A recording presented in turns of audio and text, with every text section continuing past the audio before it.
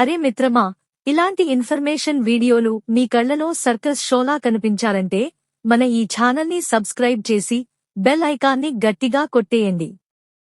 నాకు పెళ్లి కాకముందే కొందరితో లైంగిక సంబంధాలు ఉన్నాయి. ఇటీవలే నాకు పెళ్లి అయింది. నేను ఇంతకు ముందు సెక్స్లో పాల్గొన్నట్లు మా ఆయనకు తెలిసిపోతుందని చాలా భయంగా ఉంది.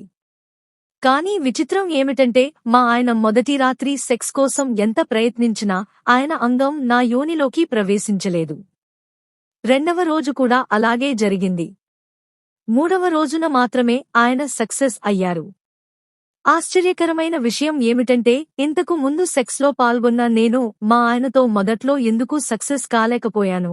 ఇలాంటి సందేహాలు చాలామంది కొత్తగా పెళ్లైన స్త్రీలలో సహజంగా వస్తాయి. మీరు గతంలో లైంగిక సంబంధాలు కలిగి ఉన్నందుకు శారీరకంగా ఏమీ మార్పు రాదు. యోని కండరాలు ఎప్పుడూ సాగేవి కావు, గత అనుభవాల వల్ల శాశ్వతంగా వదులుగా మారవు. కాని మీ సందర్భంలో జరిగింది వజినిస్మస్ అనే మానసిక శారీరక సమస్య. పెళ్లి అయిన తర్వాత మీ గత సెక్స్ అనుభవాలు మీ భర్తకు తెలిసిపోతాయనే భయం మీ మనసులో బలంగా నాటుకుంది. ఆ భయం వల్ల అనుకోకుండానే యోని రంధ్రం చుట్టుపక్కల ఉండే పెల్విక్ ఫ్లోర్ కండరాలు బిగుసుకుపోయాయి. ఈ కండరాలు టైట్ అయినప్పుడు పురుషాంగం లోపలికి సులభంగా ప్రవేశించదు. ఇది శారీరకంగా కాకుండా పూర్తిగా మానసిక ఒత్తిడి వల్ల వచ్చిన పరిస్థితి. మొదటి 2 రోజులు ఆ భయం ఎక్కువగా ఉండటంతో కండరాలు రిలాక్స్ కాలేదు. మూడవ రోజుకి మీ మనసు కొంచెం సెటిల్ అయ్యేసరికి ఆ కండరాలు సహజంగా వదులుగా మారాయి. దాంతో సెక్స్ సులభంగా జరిగిపోయింది. వజినిస్మస్కు ప్రధాన కారణాలు భయం, ఆందోళన, గత అనుభవాల మీద గిల్ట్ లేదా నొప్పి భయం. ఇది చాలా సాధారణం మరియు తాత్కాలికం.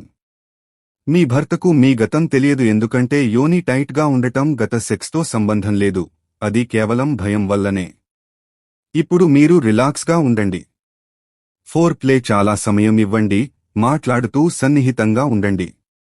అలాగే కండోమ్ లేదా లూబ్రికెంట్ వాడితే మరింత సౌకర్యంగా ఉంటుంది.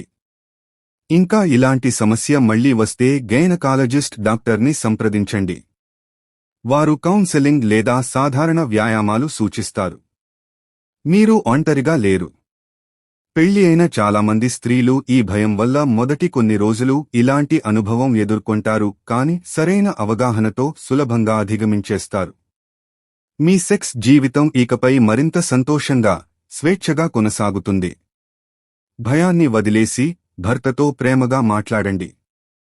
అన్నీ సాఫీగా సాగతాయి.